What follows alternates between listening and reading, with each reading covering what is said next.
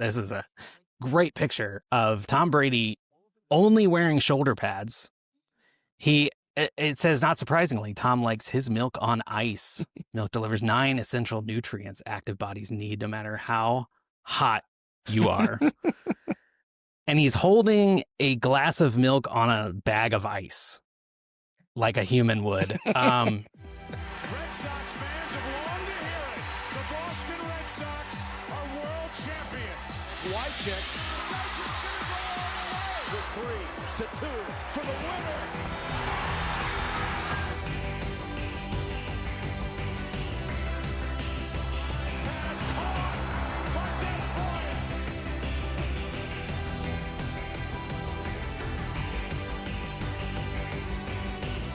Hello and welcome back to Derek Likes Sports, a podcast where everything is computer. I am so glad that you are here. My guest today is John Fozberry. John is a good friend of mine. He is a former, and I think probably future, high school football coach.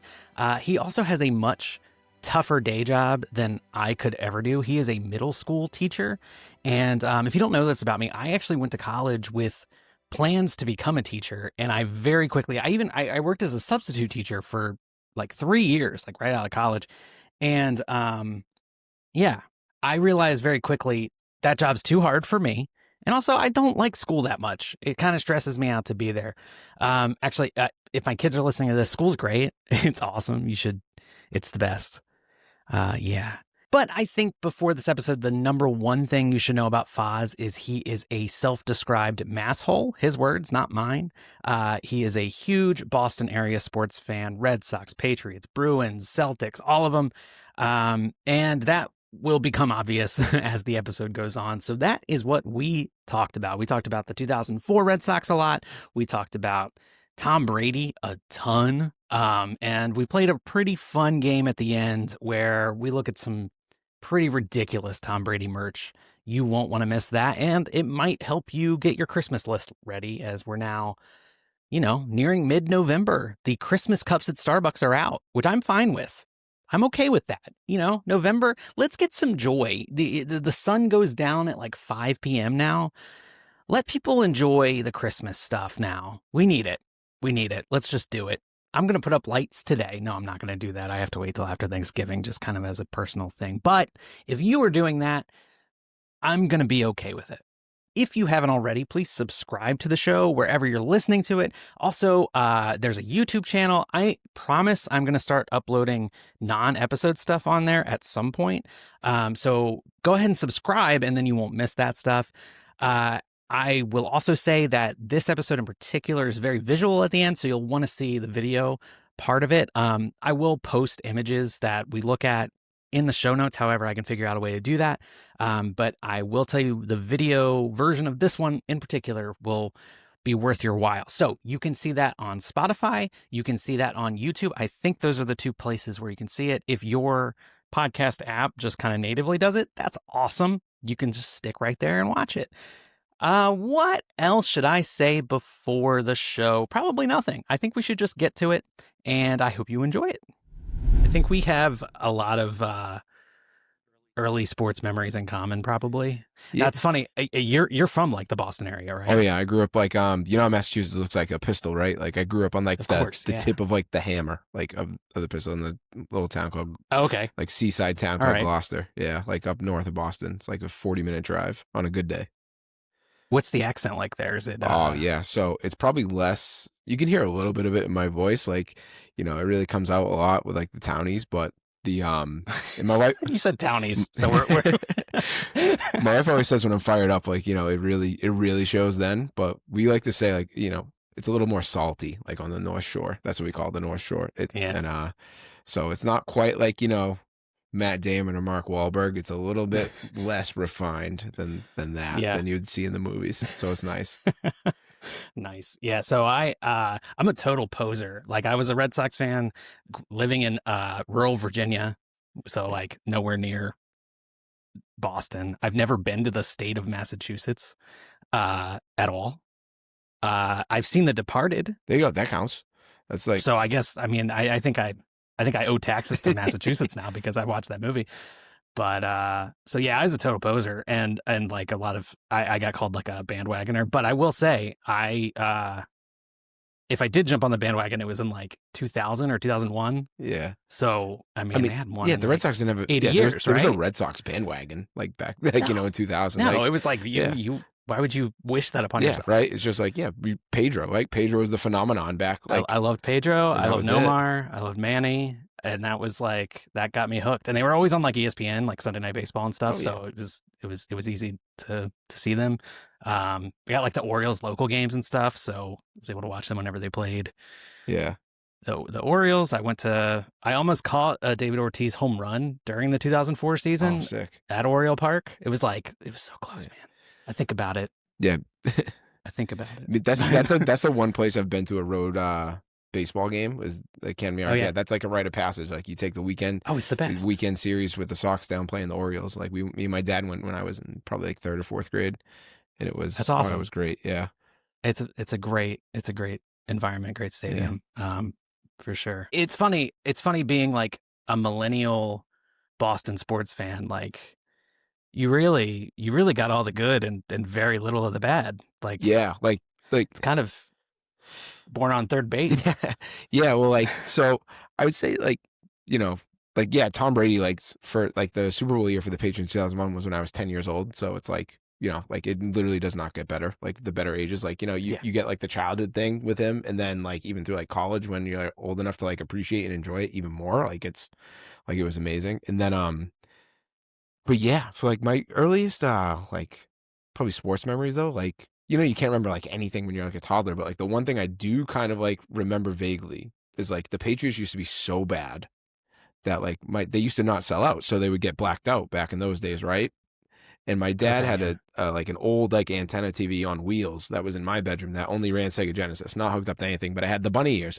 So every Sunday, like before Kraft bought the team, he would bring it out like to the living room and put it next to like the entertainment center so he could find the Patriots on the rabbit ears from like the Rhode Island market or like the Connecticut market. Okay. Yeah. And so I like remember it being like a thing. Like, but then that's like the only time it's ever been like not great. Cause then like, 96 they make the Super Bowl against the Packers. And like, that's like. So is this like pre-Bledsoe even? So it would have been like or Bledsoe's like Bledsoe? rookie year or so. Yeah. And like, again, I was probably like 2 or 3 years old when that was happening. But I just remember like the big TV, like out, like scrambled, like trying to find, my dad was trying to find football. That was the only thing. Yeah, it's funny because I feel like my parents kind of set me up for this. Like I just buy random sports merch from random teams and stuff. And that year they made the Super Bowl against the Packers, for whatever reason, that school year I had a Patriots backpack. I think it was like probably on clearance or something because it was like a wrong shipment to the Walmart in Virginia or whatever. But that's what I had. And so it was a good year for that, I guess. Yeah, my mom used to complain about the same thing with me too, because like I wanted the 2 things she always brings up like never being able to find back in those days. It's like she got me like Chicago Bears like bed sheets. And then like when the Diamondbacks became a thing, I wanted the fitted with the snake D on the hat. Logo. And she found it and got it, and I remember being like, "Oh, this is the best hat ever." And it was cool. Yeah. But that was a cool one. It's funny that it was the Bears because they beat the Patriots the only time they had been in the Super Bowl like for a long time. I know, and that's totally because like my dad loved like Richard Dent for like no reason. Like it's just like one of his things. Like we like we have like weird favorite players, right? Like that was his weird favorite player, and he like always like that's funny. Like Richard like liked the Bears and him for whatever reason, and then despite them beating the Patriots, right? Like so, it was cool. Like I just so now the Bears like my NFC team, So there's soft spot. Yeah, and they're maybe they're both on the rise. They both drafted quarterbacks the same year, so maybe they'll both be good.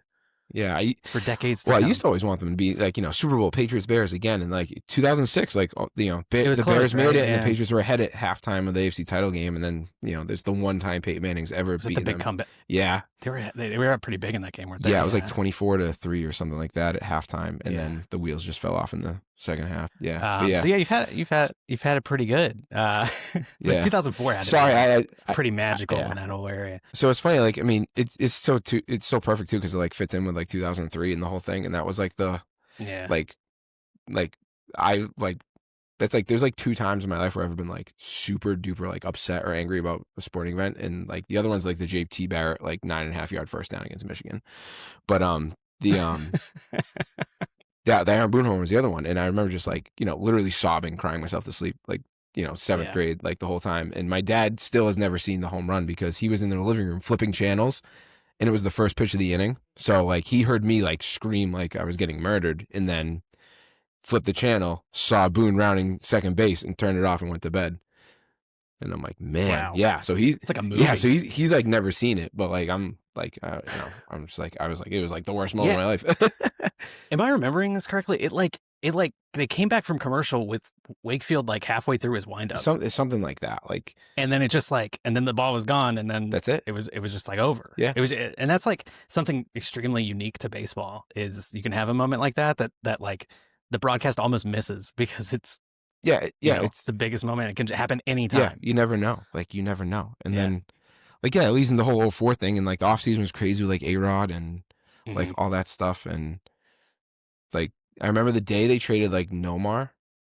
Like I was at the beach with like my parents and my mom had this like brick cell phone 2004 and it was my dad on the other line and he's like who's the shortstop for the Chicago Cubs? And I was like, Alex Gonzalez. I was naming dudes back when I was, 13 years old. Like, it's Alex Gonzalez, right? And he goes, nope, no Garciaparra. And I'm like, oh my God. Like, so, but hey, it all ends up working out. Like they got, was that like did they get Orlando Cabrera in that trade? Yeah, was that like a 3-team It was a deal weird, it was a weird 3-team deal because it involved, I think the Cabrera one was a separate one because the Nomar one was with the Twins too, with Doug Minkiewicz. With Minkiewicz, yeah. So like, Gonzalez. I can't remember if Gonzalez was involved or not, but I remember Minkiewicz was the other part of the deal with the Twins because they were in Minnesota at the time of the trade.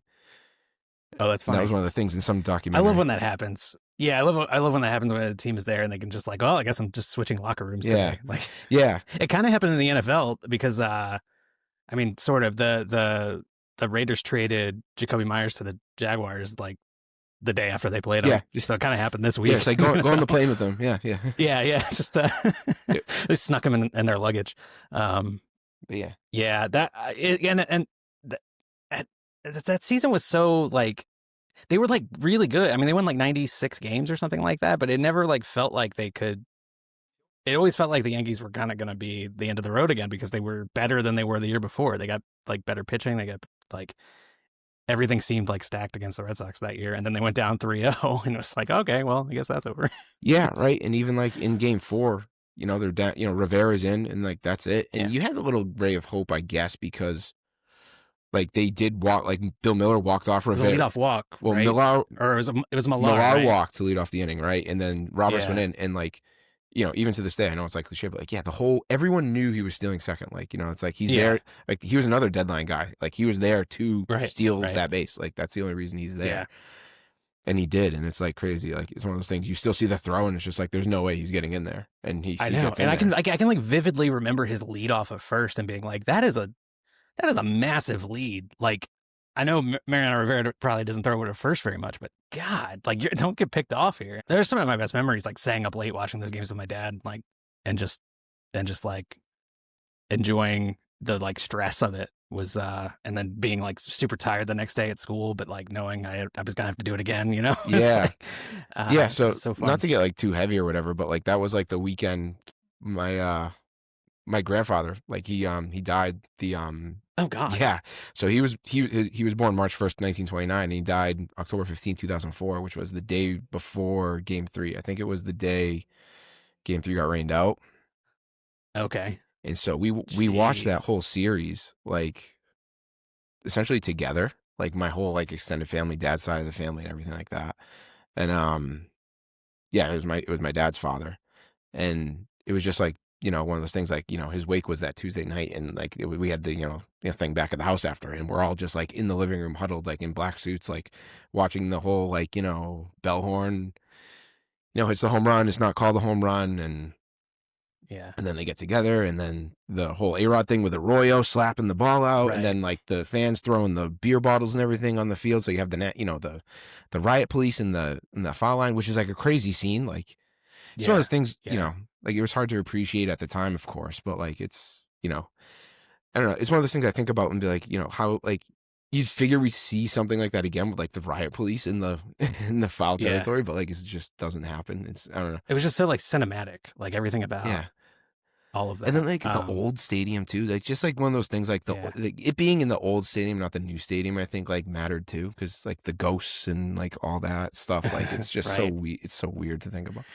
Was it Game 5 or Game 6 that Ruben Sierra hit a ground rule double that was 5? Had it not been it was Game 5. It was in Fenway. It was that short like it was in Fenway. Okay, yeah, because like if that isn't a ground rule, because I think there was a runner on first and they only could advance to third and they were very obviously going to score and like and then I think they stranded the runner at third. They never got that run in.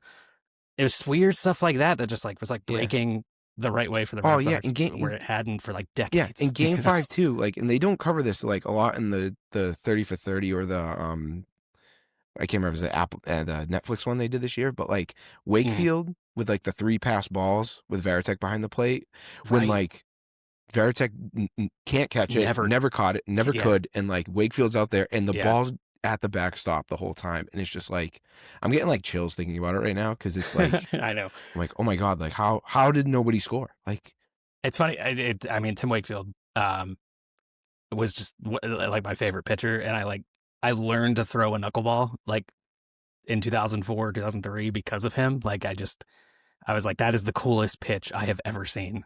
I need to throw it. Yeah. So it's like this guy can go up against major league hitters and throw the ball, 70 miles an hour and just make them look stupid. Yeah. That is the coolest thing I've ever seen. Yeah, it was great. And like his all-star catcher can't catch it. Yeah. They have to bring in a special catcher for him. Like, so cool. It's such a special team. Just like it's a bunch of weirdos. Mm-hmm. They all kind of, if you don't Google what they're up to now, but no, please don't. But but that's an amazing story about like so tragic with your grandfather, but it also kind of like bringing your extended family together. That's like, it's incredibly special. It's weird. And even like watching, it's hard not to like get emotional, like watching the documentaries and stuff, like because I was like, my dad like literally couldn't like really enjoy it, like he didn't, and like the whole I remember like after they won the LCS, like he kept me home from school like one of those days that week after I'd missed like probably like 2 or 3 days for all the services and things, and he just gave me the credit card and he was like, here, just dial the ticket office. They go on sale at 10 a.m. and just say best available if you can get through, which he knew like we're not getting through because the entire, all of New England is going to be calling the ticket office on this day. So, but we never got through. And it was like a shame. It was a shame. Like I had buddies at school who had like connections who ended up getting to go, but like, it was okay. And then they just like cut right through the Cardinals in that World Series. It was barely competitive 4-game sweep, which they did again in 2007. So you only really got two shots to see a World Series game at Fenway until and then even like the world, like the games themselves like weren't really like that memorable. Like I remember like the Bellhorn home run in Game 1 off the pole was like insane. The sound was crazy. And then I remember Suppan getting picked off, or maybe no. Yeah, was it Suppan? He got picked off at third base by Ortiz, like when he got stuck. That's like the only other thing I remember from it. It's crazy. Because like Ortiz like hadn't played defense the whole season. He like DH, but because they're interleague and they didn't have the DH in the National League at the time, he had to play first base, and he made an incredible defensive play. It was like to third base. Like it was like angels in the outfield. Like I was like, what is happening right now? So the pitcher didn't run home for no reason, and then gets thrown out by the guy who shouldn't be on the field. Like it's I crazy. forgot all about that. Yeah, that is like it was, and the series 3 years later against the Rockies was kind of the same way, where the actual World Series was like not super competitive. I think that was like Jacoby Ellsbury. Did he have like a crazy postseason and hit like 460 or something? Yeah, it might have been hit. And also I think it was like Bobby Kelty hit like a home run too in Colorado or something. Like or someone else. Maybe it was someone else. I don't know. I get some of those guys from 07 mixed up with like the Steve Pierces and stuff, like just the random dudes like that are on the team that do stuff. Like, in 2013 was just like the whole team was like all those dudes plus like David Ortiz and Ellsbury, and that was the year was that the year of the Boston Marathon bombing? 2013, yeah. And they went from worst to first, right? They finished last place the year before, and then 2012 was the Bobby Valentine year. Bobby Valentine, that's and right. they finished last, and then Farrell won it in the first year, and no one expected anything. They brought in Right. but they still had they got a lot out of John Lackey after no one thought they would get anything out of him. Like everyone thought he was cooked, and he ended up doing well. Ortiz was still awesome, and then they still had Ellsbury in his prime. And Pedroia was still there. Was I think he was technically on the 2018 team too, but he didn't play. I think he was I think he was IL all year in 2018. Okay. That's what I have. Where is it? It's somewhere behind me. The Dustin Pedroia autograph helmet, but he was. I mean, he was my favorite player solely because he was like this tiny little middle infielder, and that's like what I was at the time that he was winning MVPs and stuff. So it's kind of like Wakefield, where it's like I feel like I can do what that guy's doing because I can't throw the ball hard and I'm not big, but these guys can do it, so why can't I? I kind of took inspiration from those guys. See, when I played, I had no arm at all. I'm right-handed, no arm, and they always put me a catcher because I was overweight, and then third base, and I was like, I literally can't make the throw. I shouldn't be back here. I can't stick me at first base like everyone else. I can't make the throw. Yeah. It was so funny. And I just couldn't hit. I couldn't hit anything. I was so bad at that aspect of the game, which is half the game. So didn't go well. It's the hardest part, though. The hardest part. It's the hardest. I mean, it's a cliche to say it's the hardest thing to do in sports. I think I would still rather hit a baseball than tackle Derrick Henry, but 100%. As in terms of success rate, it is extremely hard thing to do. So then while that's going on, while the Red Sox are having unparalleled success, well, it's funny. The Red Sox only do well in the aughts and the teens, and then they'll usually round out the teens by trading a generational talent, and then not win for a while. I think that's going to be their century pattern. Yeah, so we'll see. And I guess 3004 or no, sorry, 2104. 1,000 years later, baseball. That'd be so funny. 1,000 years. Yeah. We still have baseball. People are still mad about there not being a shift. It will actually be just the spreadsheets in 1,000 years. Yeah. Still no robot umpires. But yeah. So while all that's happening though, you also got, the Tom Brady era with the Patriots.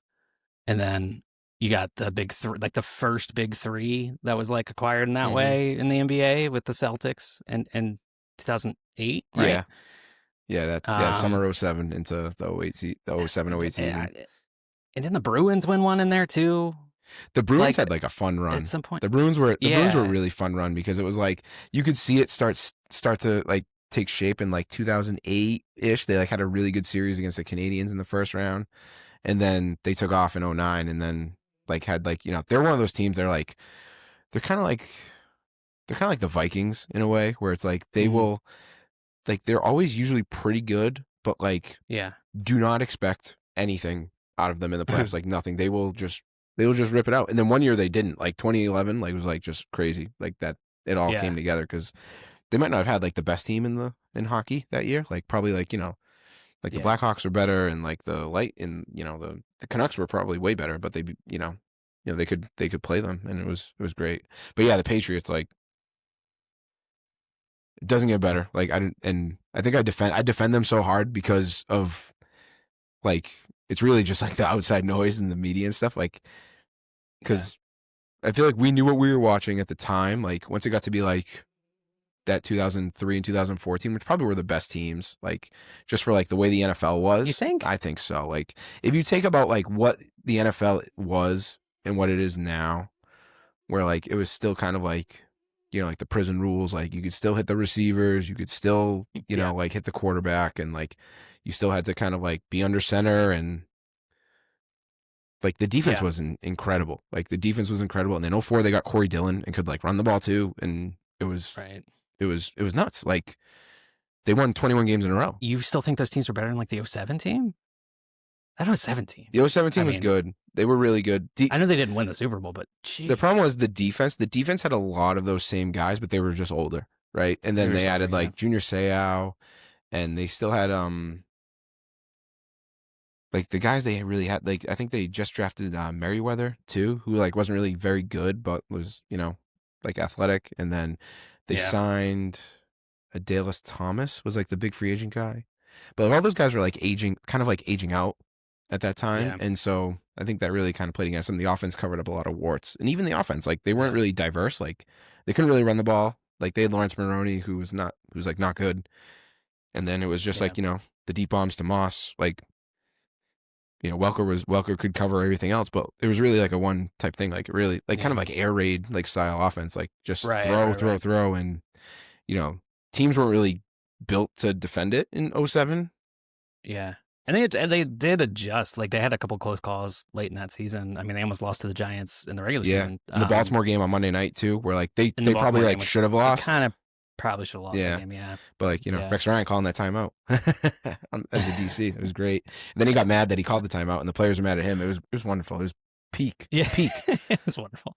Peak, because that's like the whole Spygate season too, and so like that's like it's like my backup is just like the media narratives like.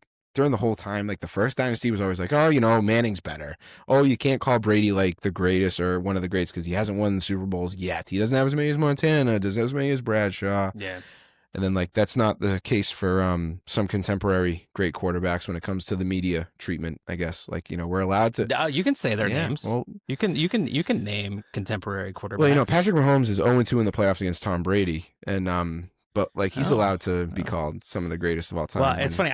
I have Patrick Mahomes backstage right now. I can bring him on, and you can you can talk to him. It's great. I'll give him some tips about his steak habits as well. His steak habits. He's a big. I don't know about. He's this. a big guy. Is he He's a big ketchup guy. Well done. Ketchup. Yeah, ketchup. I mean, I all steak is bad, so Yeah, well, I mean, it's $9. This is now a food podcast. Well, it's like it's $9 a pound now, so like you can get better deals on like some pork chops or something at this rate. Like, so he's probably bankrupt your family. Yeah, sorry kids, we're having burgers tonight, so you can't go to college. We're having the preferred form of beef tonight. So lucky everybody. Although that's expensive too. So the rest of the time, I was thinking we would talk about kind of food prices and groceries. It's an old fashioned word, but I thought we could kind of dive into that. Wow, yeah, I haven't heard that word in a long time. Grocery. Yeah. So yeah, I think I wasn't a Patriots fan, but I do think I was kind of I did root for Brady in those games in the same way that I kind of root for Mahomes now in those games is because I just kind of like seeing players like be like excellent and like break records and do things that people have never done before. And I weirdly kind of root against teams that have never won before. Like I kind of wanted Peyton Manning to never win a Super Bowl. I mean, that'd be great for the banter. Like before he did, because I think that's just a more interesting story in a way. Or like maybe if it was more like Elway, where didn't win forever until he was like 36, 37 or whatever Elway was. I don't know. I just find that like a more compelling story. Like imagine if Aaron Rodgers hadn't gotten that championship and he was still had 3 MVPs, never won a Super Bowl. Like, and he's just that, and that's what he's trying to do at age like 42 or whatever. Well, I think that's I just think that's way cooler. Yeah. I think it's still funny too. Like, cause I hope Rodgers doesn't have the thing that happened with Manning where like he wins one as a complete sidecar.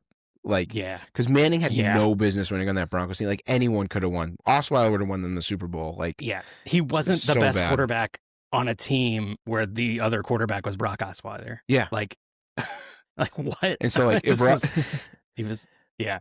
Yeah. So if like Rodgers retires with one, it's like way funnier because it's like, like he won one, but like what was he doing? Like how did he not? Yeah. And that's the thing I always bring up with like the Brady arguments, right? Like if you like Rodgers is like the perfect comp, like for that like scenario, right? If you like Freaky Friday'd and like put Brady with like Mike McCarthy, like on those Packers teams and Rodgers with Belichick on the Patriots teams, Brady probably wins like 3 or 4. And maybe Rodgers probably only has one still. Like that's what it feels like to me, at least. That makes sense to me. I don't know if the like Rodgers fans are gonna like that take, but I agree with that. It's and I feel like people talk about having that dog in you, and I just don't. Aaron Rodgers has never like seemed to have that, at least in like the same like productive ways. Like, I feel like he kind of like tears people down around him with the way that he kind of gets like intense in moments, whereas Brady like also gets intense and like kind of yells at his teammates and all that stuff, but it almost like builds them up. It seems like it never seemed like it was like, I don't know. It just felt different. Maybe that's because of the results. Maybe that's just like litigating the results with their styles. But those two in particular are an interesting comparison. I kind of wish they had gotten to play in the Super Bowl together, against one another. Yeah, well, I mean, came close a couple. It's all Rodgers' fault. They can never take care of business against against some of these NFC teams. Like, I know that was it. Against the Seahawks. The Seahawks, yeah, they were that year, 2014. They should have won that game. They should have. Yeah, and they shouldn't. Was that was the Dez caught it year? Yeah, so they shouldn't even been there. Yeah, hey, ball don't lie, right? Ball don't lie. Yeah, makes sense. I mean, do you think? Sense. I mean, the Patriots beat the Cowboys pretty easily, 2014. Do you think they would have done anything in the Super Bowl against them? I don't know. Well, that's the thing about the Brady Super Bowls in New England, was they were all close, like classic games. Like even the like the least dramatic one was the one against the Rams, like this last one, and that was still like a 10-point game, and that was like the Belichick like masterclass. Oh yeah, that was his Mona Lisa. Shutting down McVay. Yeah, but like some of the best Super Bowls of the century were the ones that Brady was in. Like those two back to back with the Falcons and the Eagles. Those two games were unbelievable. Yeah, and then you even had like the 2 years before was the Seahawks one, which I think that's like that's my favorite one. Like if you said one game for the rest of your life, like that's the one. Like for me, that was a great game. They're down 24-14 in the fourth quarter, and they win. Like, he was perfect. Like Brady was perfect. And it felt like we were watching like the Giants Super Bowls again, with the way like Jermaine Kearse made that insane catch. I was on that. Yeah. Oh yeah.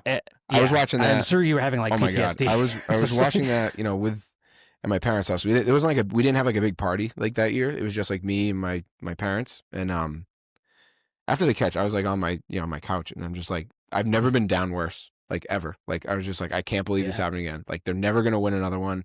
At that time, it'd been 10 years. Like they hadn't won one, and that was like when that was the Deflategate. People were like, it's time. Yeah, it was the Deflategate. It was like, is it time to move on from Brady for the Patriots, because he wasn't like statistically playing as well. Kind of like every season after he like tore his ACL, like that, people are like, oh, is it you start to doubt a guy. His ability to like come back from that. Yeah, and he had 1 year in like 2010 through 2012 was probably like the best he ever played, in my opinion.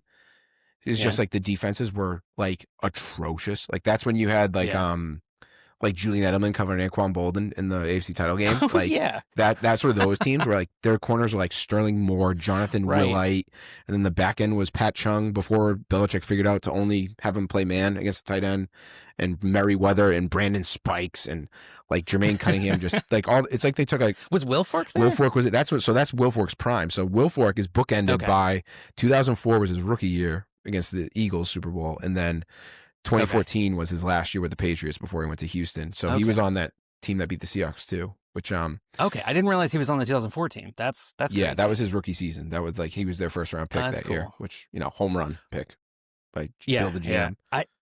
I remember a specific game with Brady, and I think it was against the Chiefs. Yeah, here it is. It was week 4. It was a primetime game in 2014 against the Chiefs, and they lost 41-14. Yeah, they got smoked. Like pick six, like type stuff. Like it was bad. Yeah. That was we're on to Cincinnati, like Belichick in the press conference. Yeah, was that one. Right. And Brady was like, 14 23, 159 yards. Just like it. And I mean, it was like kind of the ESPN like reactionary, like that was the first take stuff. But they were like, is this the end of? Should this be the end? Should they? Was Garoppolo in the team? Yep, he was. They drafted him that year. Yep. And that was Trent Dilfer. Trent Dilfer after that game was the one who said, "The Patriots are not good anymore. Never forget it. Patriots are not good anymore." And then like that was the best. I was like screen capping him like after in the post game of the Super Bowl after that. I was like, "Look at you, not good anymore." Oh man. Oh wait, I'm looking out. Garoppolo got into that Chiefs game and was 6 for 7, 70 yards and a touchdown. So that may have fueled it a little bit. And then he came in and played well in garbage time. Yeah. And then that like second era of Brady like kind of kicked off from there. And the last act of his career was unbelievable. Yeah. How did you feel watching? What was it like for you watching Brady and Tampa, like, do what he did there? It was one of those things where, like, I mean, it was like, it sucked how it ended with, like, his last pass was like the pick six to Logan Ryan in the playoffs. Right. So it was like, oh, like, and we kind of knew, like, everyone kind of knew, like, I remember, like, I was watching, like, you know, my brother-in-law and like my wife, and I was just like, this is his last pass as a Patriot. Like, this is how it is. Like, this is how it's going to end. Like, and then that 2020 year was kind of like I was rooting for him. I wanted him to do well. Like, especially once it got to the playoff time and, like, you know, like, go win another one. Like, you know, at this point, who cares and stuff like that. Like, and the Patriots are trying to, like, you know, treading water with Cam Newton and, like, you know, weird year, COVID year. So everything was kind of weird.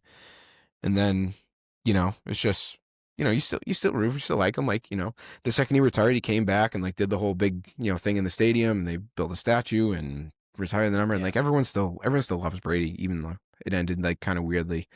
You know, it's like, you know, everyone, like, blames, you know, Bill and Kraft for how it ended, really. You know, Bill's just, like, gone insane since, like, 2018 or whatever. Like, not that he was sane to begin with, but, and then Kraft never pays. Like, he just doesn't pay. If you look at, like, cash spending for the Patriots, they're always near the bottom, and, like, always have been, like, throughout the whole thing. Yeah. So they're never a team to, like, kind of overextend themselves. And, you know, I'm not trying to excuse them. Like, you know, it is, you know, Brady was like a 40-year-old quarterback who, like, you know, 2019 wasn't like, you know, didn't, like, look great in 2019. It's not like anyone thought he was the Buccaneers were going to win the Super Bowl that year. Like, that was not the expectation. No, they had to go on the road the whole playoffs. Like, they weren't even like they didn't win the division. Yeah, he had to beat like three. He had to beat, like, it was like Washington, Drew Brees, Aaron Rodgers, and then Old Dominion great legend Taylor Heineke, which was, I mean, that game was in question for, like, a lot of it. So it was kind of improbable that he was able to do what he did, and then the next years after that, he was throwing the ball like 600 times a season. It was like, and it is crazy to look at his career, because he really spanned, like, the complete evolution of the NFL from what it used to be to what it is now. And he was just like that like torchbearer through that whole era. And I guess he was the greatest of all time, I guess people say, you know. I guess that's well, it's just like any metric you want to use, right? Like, most Super Bowls, Super Bowls, you know, the counting stats, sure, like, he's second all time in receiving yards after age 40. Perfect. Number one, Jerry Rice, of course, right? Yeah, of course, the real GOAT. No, I'm not gonna have that debate. I don't actually believe that. So who do you think? It's got to be Brady, right? Like, I mean, I thought it's got to be a quarterback. I thought you were talking about just receivers. Receiver? It's Rice. Talk Randy Moss or Megatron? That is not a debate. That is just absolutely not a debate. See, to stay consistent with my Nomar is better than Jeter argument, I have to say Randy Moss is better than Jerry Rice for, like, the same, like, Jaws. Like, you know, if we're doing, like, Jaws, like, baseball stats, like, you know, best 7, WAR 7, like, Randy Moss, maybe. I don't know, but no, we won't do that today. I still don't think so, but I'm with you on the Nomar thing, though. That sounds fun. That sounds like a fun. My two biggest ones are, a fun like, debate. Jeter is, like, it might be the most overrated player of any sport of our lifetime. He's the worst defensive shortstop, second worst to Michael Young, if you look at all the spreadsheets. So, I'm not going to fully co-sign that, but I do think the flip play against Oakland in the playoffs, I think, is one of the most overrated plays. And I thought that at the time too. Yeah. I was like, I saw the play happen, and I was like, that's fine. Yeah. But, like, then people were talking about, like, it's like the greatest defensive play and most clutch play ever. And I'm like, again, it's like a good play. He had to make the play because he was covering up for a mistake by his teammates. Like, he was in a good position, like you learn in Little League. Like, I don't know. To me, it wasn't that impressive. But I'll get canceled for that take. Hey, if we get canceled on Jeter takes, we'll go down together. That's fine. That's fine. I'll tell you. I mean, he spelled his name correctly. I'll give him that. Yeah. You know, my other one is Troy Polamalu. Troy Polamalu is the most overrated player of all time. That's another thing that goes back to Brady, though. Like, he was at least so fun to watch. Oh, fun. Yeah. Great. Like, should not be in the Hall of Fame. Unbelievable. Is he in the Hall of Fame? That's my thing. Like, because Rodney Harrison is not in the Hall of Fame. And so it's null and void until he's in. Wait a minute. Petroleum pump. How many was he like first team All Pro? He didn't even play that long. No, he's in the Hall of Fame. He's got a bust. Did he win two Super Bowls? Yes, I think. Yeah. I mean, he was on both the teams. The Cowher one and the Tomlin one. Yeah. Hall of Fames are interesting. I feel like you could do a whole discussion about like what even is a Hall of Fame player. Like Eli Manning. No, is a great. I think he's the great. I think he's the best example I like to bring up though, right? Because on the basis of if you're basing it off of like statistical achievements, Eli Manning's not a Hall of Famer. If you're basing it off of like championships, I guess he is. I guess that's the argument. But like what I kind of think of is like, can you tell the story of the league without that player? And you can't. Yeah, see, that's how you get around my Eli Julian Manning. Edelman argument. If you put Eli in, you got to put Julian in. But I agree. I think Julian Edelman should be a Hall of Famer. He was everywhere all the time in all those great playoff teams in the second Brady era. He made like the best. Maybe the best catch in Super Bowl history. It's got to be in the conversation. Oh yeah, crazy. And that's a terrible throw by Brady too. Like Brady, no business throwing him the ball. It should have been picked off.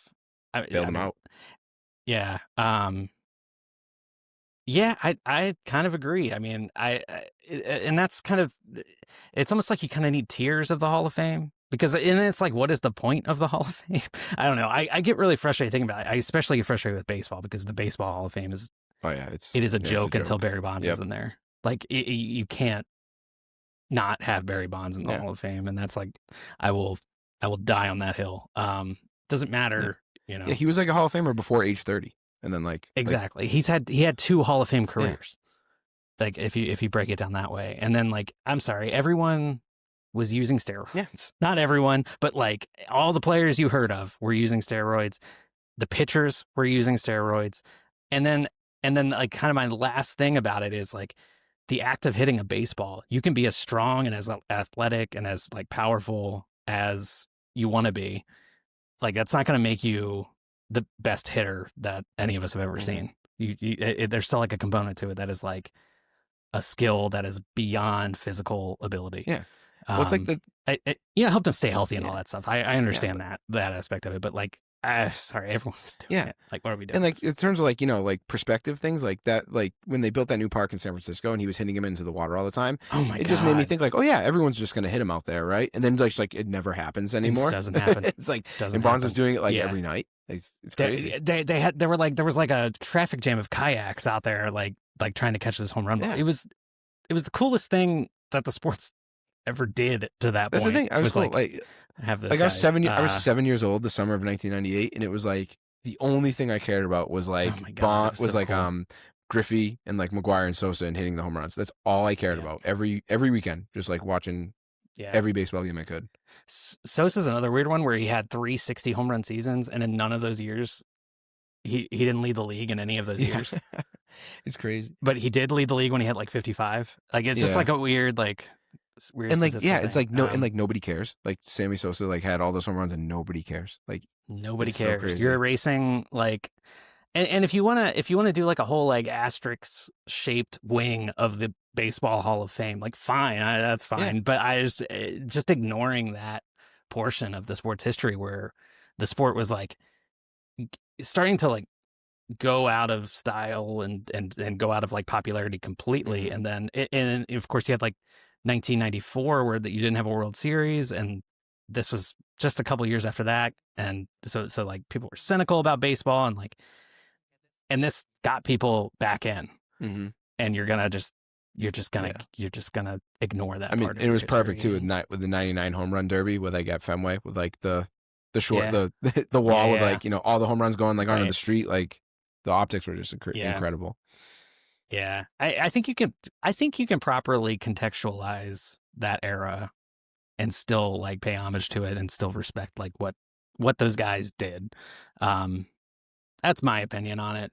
I don't know how we got there, but let's go back to Tom Brady because I have a little game that we'll do and then we'll call it a night. Okay. Let me pull it up here. Can you see that? Oh God. Oh God. Sorry. Oh my God. Didn't mean. Oh Jesus Christ. Sorry. If you're only listening, that's a better one than the Dungy one for sure. Yeah, if you're only listening. Oh, what? Tom Brady, Tom Brady says he cloned his dog. Okay. All right. Yeah. All right. All right. All right. All right. Here's the game. I mentioned earlier I am kind of become a eBay scrolling addict a little bit with sports merchandise, just looking at stuff. So I found 12 pieces of Tom Brady specific sports merchandise. Oh my God, we awesome. got the holidays coming up. Maybe this could be, maybe the Fozberry family can. I'm making a Christmas list for them. So what we're gonna do, we're gonna take a look at these one at a time, and you're gonna do a little blind ranking of them. So you're gonna put it in a spot 1 through 12, without seeing the rest of them. So you're just kind of guessing. Just to add some drama, but you can pick whichever number you want to get started here. We got 12 to choose from. All right, let's start with number 6. Let's go number 6. Number 6. Yeah. All right. What do we got here? Okay. Oh man. All right. This is a Tampa Bay Buccaneers game controller holder. Okay. It is $27. And I picked this one because the way he's holding his hands, it kind of looks like the 6-7 gesture. So I think this could be reappropriated to be like Tom Brady doing the whatever the 6-7 thing is. Here's just my middle schoolers would love it. Oh, right. So yeah, there's that. Okay. Where do you want to put that one? Let's throw that one at let's throw that number 10. Let's go number 10. Number 10. All right, yeah. Because I'm a gamer. I'm a gamer. It's it's okay, but the Tampa Bay thing, that kind of it would be better if it was a Patriots. Looks weird, jersey, right? Yeah. It's like the Montana and the Kansas City or Jordan on the Wizards. It's weird. Well, that one looks right. It's funny. I got to see him play. Oh, that's awesome. Because he went to the Wizards, and that was great. That was awesome. And he was still scoring 50 points. He was still having 50-point games. That was cool. Anyway, where are we going next? Which one you want to go to? Let's go 5. Nomar, number 5. Let's do it. Nomar. All right, number 5. Oh yeah. I had. Okay. I know what that is. I had that on my wall when I was a kid. You had this on my wall, exact poster on your wall. This Got Milk poster. Sports Illustrated for Incredible. Kids. Yep, Sports Illustrated for Kids had the Got Milk posters in the magazines. I had that exact poster on my wall. Not Amazing. Even lying. So we're gonna put that number 2. Oh, number 2. Okay, I just want to. 2 things. One, if you're only listening to this, you're gonna want to see the video. I'll try to link to the pictures we're looking at, but the video, you can see it on Spotify, you can see it on YouTube. So make sure you check that out, because this is a great picture of Tom Brady only wearing shoulder pads. It says, not surprisingly, Tom likes his milk on ice. Milk delivers 9 essential nutrients active bodies need, no matter how hot you are. And he's holding a glass of milk on a bag of ice, like a human would. And here's my favorite. You know what my favorite part of this is? Tom Brady does not consume dairy anymore. There's no chance. No chance. It's like the TB12 method is dairy free. Well, this is back when he needed the money, so he had to tap a big milk for big dairy for some extra cash here. Yeah. So no matter how hot you are. All right. So you said number 2. Number 2. Yeah, put it up there. Some nostalgia right. I can't believe you had that on your wall. That's so funny. I would take all those Sports Illustrated Kids posters and just plaster them everywhere.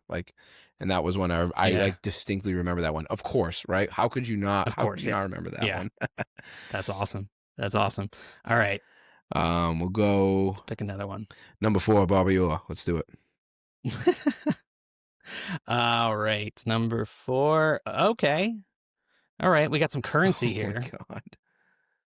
This is a colorized $50 where someone, I guess, has printed out. I assume this is a real $50 that someone somehow printed this Tom Brady out and glued it on. That's what I'm assuming this is. Hey, it's got the certificate of authenticity with it too, so we know it's legit. My favorite thing is the center part picture of Brady. Yeah. So what do you think about this one? Well, $12.95 for a 50-cent coin. Yeah. I mean, they've plastered over my boy JFK. I mean, I'm in quite the predicament here. Brady and JFK, 2 favorite sons of New England. So really created a Massachusetts specific Sophie's Choice here. This my neighbor probably made this for all I know, right? Like, well, some of them I kept where they were selling it from because it was funny. Like, did this one? No.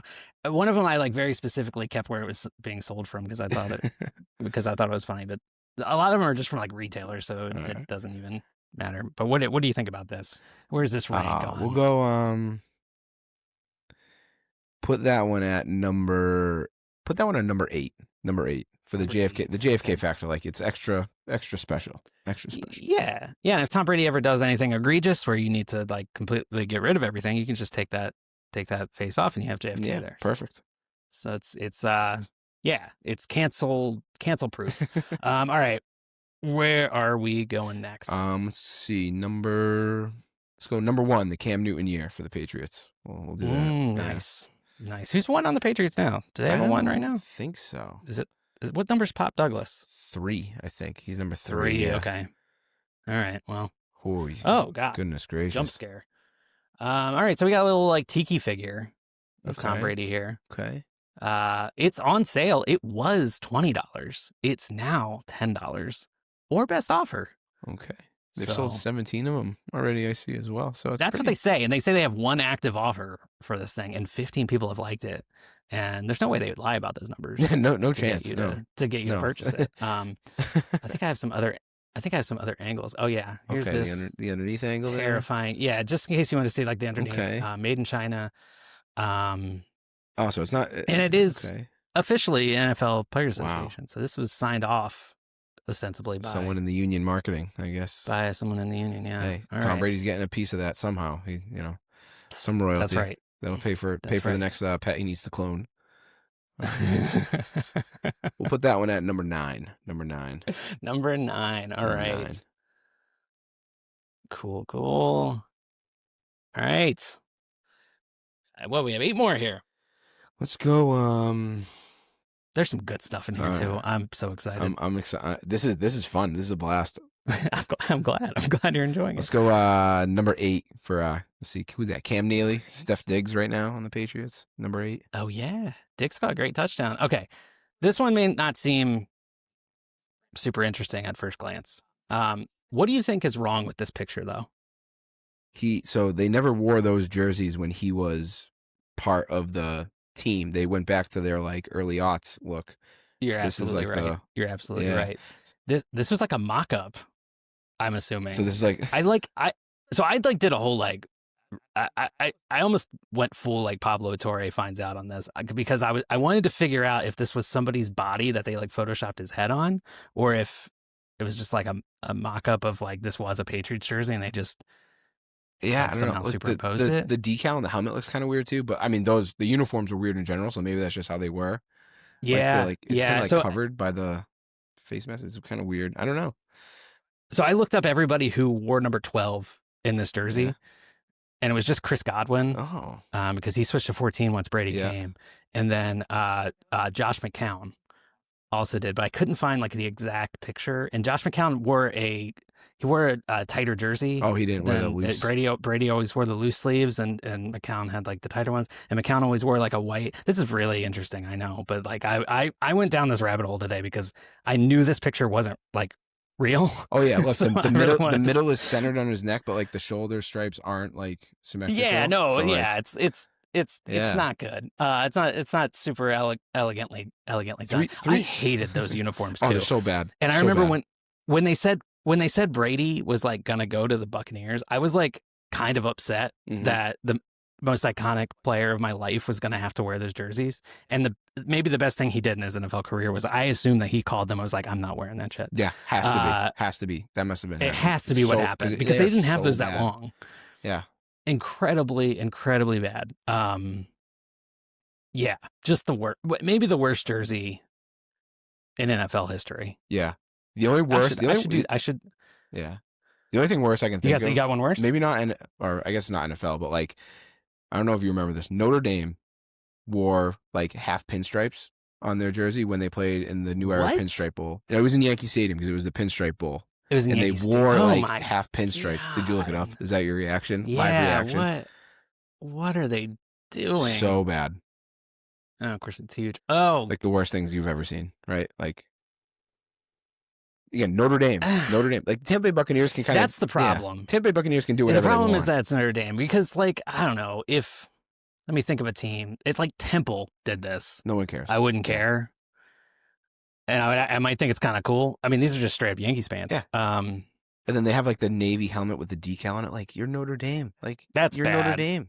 Like, the Golden Dome. That's like you. Like, yeah, I really don't like it when they. I'm like a total boomer with college football jerseys, especially. oh yeah. And like who was it?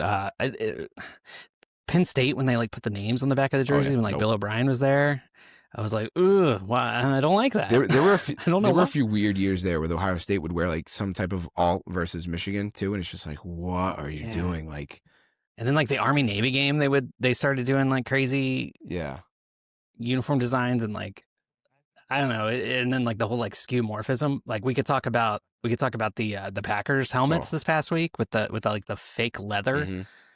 It's like, what are we doing? What we know it's not leather, and it was a weird case where like the Guardian caps actually didn't look stupid because the whole thing was stupid. Because the whole thing was stupid. All right, but $6 to buy this 8x10 photo. Yeah. We're going that's number 12. Number 12. That's number 12. Because the Photoshop work isn't even good. So like, come on. That's got to be number 12. Somebody's selling that. Somebody is selling that. Yeah. It said 3 sold, which is 3 sold. So which is crazy. Yeah. I believe them. I believe 3 people saw that and were like, "Yeah, I need that." All right. Let's go number 11, Drew Bledsoe. Number 11, Drew Bledsoe, Dallas Cowboys legend, Drew Bledsoe. Oh, this one's beautiful. All right. Another Buccaneers themed one, but it is a flag. Tapestry. It is a 3-foot by 5-foot tapestry banner flag. And it is this photograph of Rob Gronkowski and Tom Brady after the Super Bowl parade. I think this is when Brady was like completely wasted on tequila or something, like avocado. It was like avocado tequila or something. And was like stumbling off the boat. And Gronk is basically holding him up, but it kind of looks like an engagement photo. So this flag you could have in your house for $14. It was $20, so it's 30% off. Where would you rank this one? Probably let's go number 7 for that one. That's number like 7. It's cute. Yeah, that's like if I was a Florida college kid for that, like that would be in my dorm room, like 100%. 100%. Yeah. Florida college kid, 2 Brady icons fan. of the game. Yeah. That should be the Hall of Fame bust, honestly, is those two embraced together. Like they don't have separate busts. That's like when they both go in the same time. Yeah. Yep. We need a statue of that. All right. Yeah, I think we're halfway there. Right. We got 6 more. All right, let's go. 9, Teddy Ballgame. Oh, nice. Okay. All right. This is in the spirit of the season. We're nearing the holiday season, so you got to start thinking about your Christmas ornaments. $15 for this monstrosity. We got Wes Welker, Tom Brady, and I got a better angle of this, and you can see you get the whole look of Randy Moss's the behind of Randy Moss that offended Joe Buck more than anything he's ever seen in his life. Yeah, it's kind of cute. Yeah. It's kind of cute. I like it. I guess it's rare, the too. 2017. It says it's rare in the description. It does say it's rare. And so like $15, like that's probably a steal. Oh, yeah, I'd say because so. if it's rare, there's not many like it. Yeah. And Zdranio, I don't know. 100% positive reviews though. So you know it's legit. Yeah. So what are you thinking here? Let's go let's go 5. Number 5. Number 5 for that one. Yeah, you saved a lot of the top ranks here, so good. Yeah, I mean, expecting some good stuff. Yeah, I am too. Like I've been kind of yeah. We'll see what we got at number 2. Let's go number 2. Number 2. I actually don't have a player for number 2. I don't know who would I was that Yastrzemski's? Nah, he was 8. He was 8. 2 was Pesky 2? Open. No, Pesky was 6. That's oh no, 2 is not retired. You're yeah, right. So that could be anybody. I don't know. There might be a number 2 right now. I wouldn't even know. Yeah. Weird. Yeah, let's sit on that for a minute. Oh, you know, no, you know what Reese. 2 is? Red Auerbach. They retired number 2 for Red Auerbach. There The you go. Celtics. There we go. Our Poke Reese was number 3. Yeah, but Red Auerbach. There you go. All right, we got there. There. All right, so we have a Tom Brady collectible debit card. all the info still on there. No longer good. All the info's on there. It looks like it expired in 2006. Okay. Did anything interesting happen on February 5th, 2006? February 5th, 2006. That would have been that had to be like close to the Super Bowl. That would have been the Steelers and the Seahawks, I think. Oh my God, that is the day that the Steelers beat the Seahawks in the Super Bowl. It's the day of Super Bowl 40 that this card expired. Okay. The day the Patriots dynasty expired, the first one. So. Makes sense. Yeah. That'd be the day it expired. Wow. Yeah, a lot of symbolism here. Man. It says not a valid card. So. Oh, man. And it also says that down here, limited edition NFL collectible. Oh, so it was never good, and they just had that. Oh, okay. So it makes sense that that's a Super Bowl day. Okay. All right. Wow. Okay. Oh man. Okay. Is this a troll? Yeah. What is the number? The number is meaningful. Now we're gonna do some. Oh, it's 1, 2, 3, 4, 5. No, it's 1, 2, 3, 4, 9, 10. Yeah. All right. We're putting this one. And every Visa starts with 4, I think, or something like that. What else is on here? I have some other pictures. It comes in like a little. This season celebrate the unexpected moves of unpredictable players. That's interesting. If your card has all 32 team logos, you've received an unexpected surprise. What? I don't know. Anyway, that's amazing. It's kind of a relic. Where are number you 11. That one? Number 11. Number 11. All right. So here's what we have left. We have 1, 3, 4, and 6. I think I definitely got the 11 and 12. I think I got right. I don't know what the last 4. I think you did 11 too. and 12. These are pretty bad. Those are solid positions. All right, let's go number 7. We'll go Phil Esposito. Number 7. It was almost Brady's number in Tampa. Had Godwin not given him 12, he was going to wear number 7 for his seventh Super Bowl ring. Now we're talking. Was the idea. All right. Yeah. Oh, okay. Yes. Now, I love this. Corporate ladder. Oh, my God. Someone in Pennsylvania. This is just it's just a print ad from a magazine. It's probably like. It looks like it's probably like ESPN the magazine or something. They still bind it too. You get the whole magazine when you buy it. I guess it still has a staple in it. It's a Smart Water corporate ladder electrolytes. Remember, you don't work for them; they work for you. Great tagline. Yeah. Someone really Dom Drapered it up with that one. 98% positive reviews. So yeah, but it's a vintage 2009. Vintage 2009 Tom Brady Smart Water poster print ad. And very little definition in the arms of Tom Brady here. This was not in the still rehabbing from that ACL, that's probably when the photo shoot happened. He probably hadn't, probably wasn't on those avocado and no heirlooms diet yet. So right. Yeah. Not as good as the got milk picture, that's for sure. Yeah, which is number 2. Yeah. So where are you putting this one? 3, 4, or 6? We'll go 6 for that one. Yeah. This is definitely the start of like corporate Tom as well, like that. It's alluding to that. Yeah, you can see like this Tom Brady is already thinking like, how can I get ripped off by a weird tech dude selling a crypto coin? He's already got that idea in his head. And then like, how can I invest in a company that clones pets? That's going to be my future. All right. And I'm going to buy the Raiders partially. All right. 3, 10, and 12. All right, let's go number 10, Drake May. Drake May. The new guy. Are you sold on Drake May? Because we talked a little bit, and you weren't coming into the season. How you feeling now that he's the second in MVP odds? I mean, like since I told you I wasn't sold, like he's just been. It was like from that moment forward, literally, he's been amazing. So I'm there. I'm there. Like he's second. He's only behind Josh Allen in MVP odds, and if he beats him again, wow. Yeah, watch out. Like it's good. And this was Brady's Michigan number, right? Yes, he was number 10 in Michigan. Correct. All right. Oh man, this is a beautiful That's a shirt. Garment.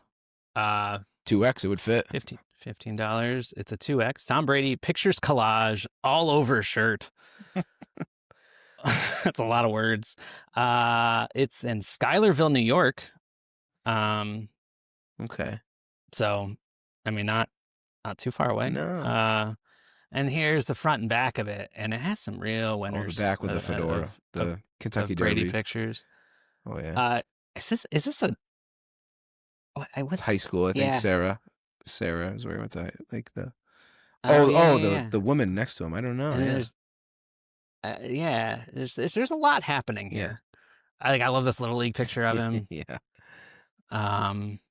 Definitely that is going to be the greatest, winningest athlete. Is this Stretch? Did he really wear a beanie that was that tall? Yeah, it might have been like, was it like, who was it? Lenny Kravitz, or like wore like something with like weird, the scarf that was like the biggest blanket you've ever it might seen. have been during like that era where like they were all doing that type of stuff. That's GQ Tom, around there. Yeah, and it has a Barstool logo on it, which I don't know. I can't tell if that's on the shirt or if it's. Oh, could they have been selling it? They may have been selling it. Yeah, probably. Yeah, that's where they put them. That probably is. They probably sold the shirt like twice, two copies. Well, they have this one, so it may be rare. All right. What do you think? Let's go. Do I have number? I have three, 1, 3, and 4. I have the 3 spot available. We'll go 3. Yeah, 3. It's pretty good. Yeah. It's funny. I'd wear that as a bit. Yeah, for sure. Yeah. I don't know what's the occasion to wear that. The Super Bowl where he's calling it, maybe. Yeah. Like, oh man. KB, look at this shirt, KB.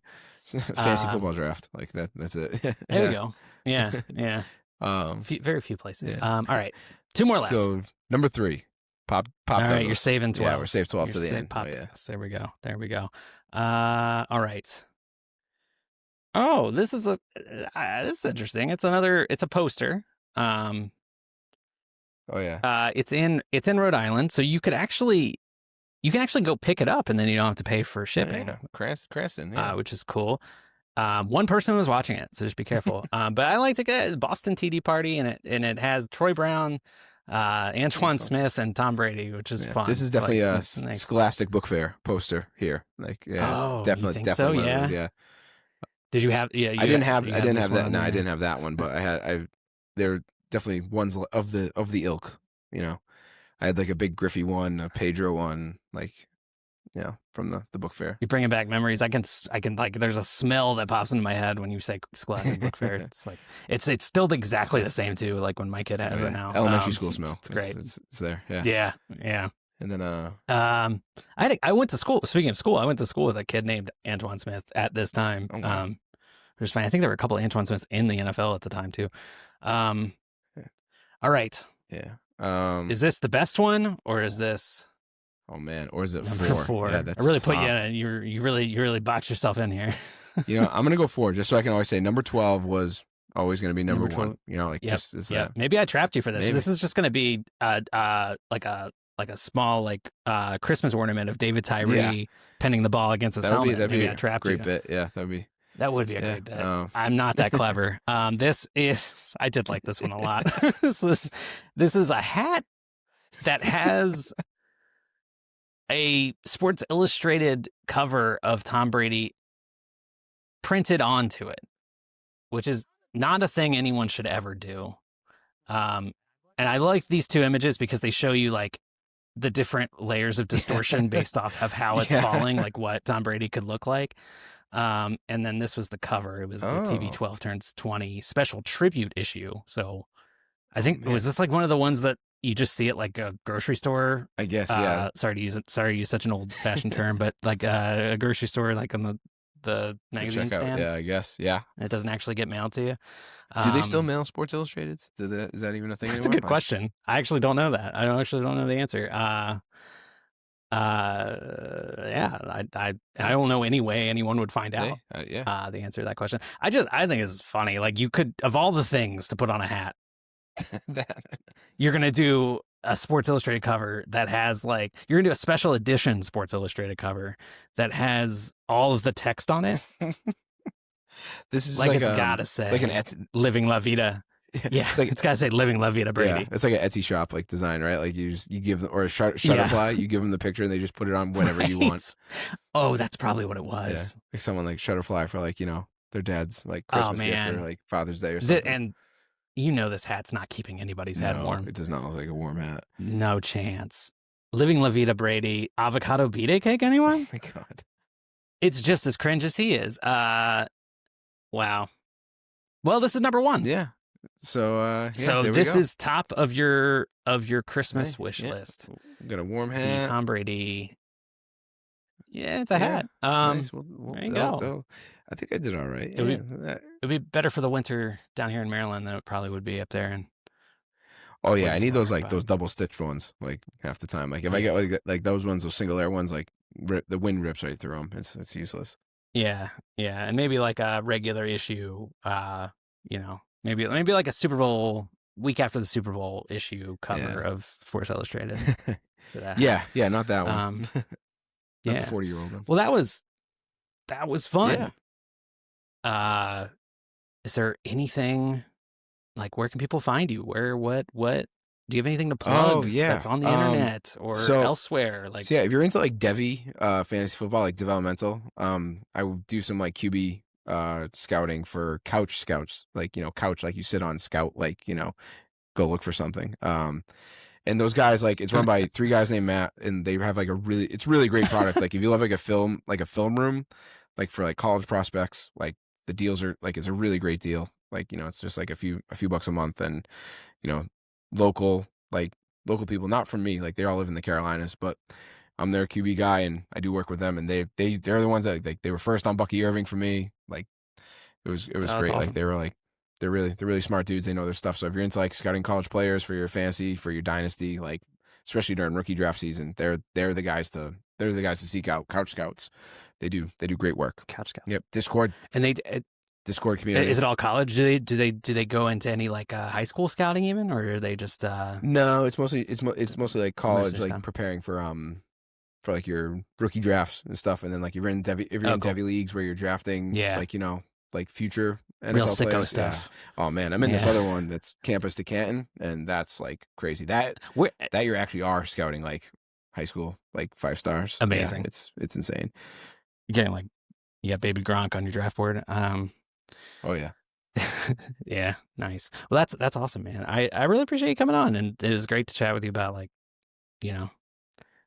I'm not a Boston sports fan, but I kind of bandwagoned onto the Red Sox, I guess, and those are really special memories for me. And I can't. I'm not going to accept it as a bandwagon. You were there. Oh, thank you. 99, 2000, like that wasn't bandwagon. They were, the lovable losers. You had to deal with Aaron Boone just like we did, so it's not a bandwagon. Oh yeah, I did. That's the cutoff. If you had to deal with Aaron Boone, funny. like you're not a bandwagon fan. Yeah, it's funny. You get to this age, and then like your parents like every couple of months are like cleaning out their house, and they're like, hey, I found another bag of your stuff. Like, do you want it? And like one of the more recent ones I got, it was this there you go. 2004 champion. So maybe I'll pop this one up on eBay, and that'll be a part of the next eBay blind rank. Will be this. No, I'm not selling that. You kidding? Well, that was a lot of fun, and I'll love to have you on again. Thanks, Derek. Anytime you need the masshole perspective, I'm your guy. I'm your guy. Appreciate it, man. And that is it for today's show. Thank you so much, Foz, for joining me, and especially thank you for telling that story about your grandfather and your family. Grieving and taking in the 2004 Red Sox playoff run. I just think that's such a good example of what sports can do as kind of like a unifying force in the face of tough times. And I think we're seeing a lot of that now. I think people are dealing with tough times all the time, and sports are a great kind of unifier and a collective experience that we can all have that can be positive. And I think that's why sports are important. That's ultimately why I'm doing this show. So thank you for telling that story, because it really kind of, it was a great example of that. That's enough earnestness for right now. Again, if you haven't already, please subscribe to the show, leave a positive review, do all that good stuff. It certainly helps, I think, and I'd really appreciate it. Tell your friends about it. Tell your family about it. Tell your mom about it. If you don't know what gift for the holidays coming up to get for a loved one, wrap up a piece of paper that says, listen to Derek Likes Sports, and they will appreciate that more than really any kind of material gift that you could give them. So I think that is something we all can do for the people in our lives, is tell them about this podcast. I'm so grateful that you're listening. I'm so grateful that you've subscribed. I have a lot of fun plans for this show. You won't want to miss them. As far as today goes, I hope you have a wonderful rest of your day. Go pet a dog. Go pet a cat. Go pet Tom Brady's cloned dog. Go pet a person if they give you consent to do so. And come back to the show. Come back and listen to the next episode, and I will see you then.